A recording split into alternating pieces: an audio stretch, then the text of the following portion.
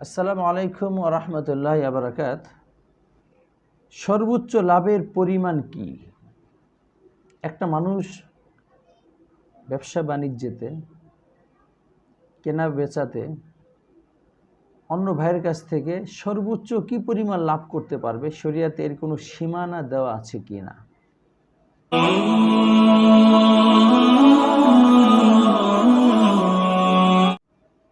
এর উত্তর হলো, শরীয়তে ব্যবসা করতেই বলেছেন দুইটা নিয়তে। নাম্বার 1 নিজের সংসার চালানো, নাম্বার 2 অন্য ভাইকে উপকার করা।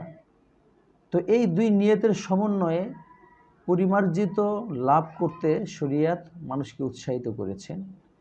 তবে সর্বোচ্চ কত টাকা লাভ করা যাবে, 1 টাকা জিনিস সর্বোচ্চ কত টাকা বিক্রি করা যাবে, এমন কোনো সীমানা শরীয়ত নির্ধারণ করে দেয়নি।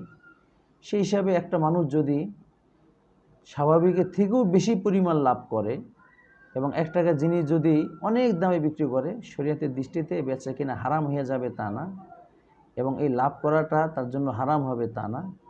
তবে মানুষের জন্য উচিত, বা তার জন্য আবশ্যক বলা যাবে না, তার উচিত এই পরিমাণ লাভ করা, যে পরিমাণ লাভ করলে মানুষও ক্ষতিগ্রস্ত না হয় এবং তার সংসার চলে, শুধু মুনাফা বাণিজ্য না করা।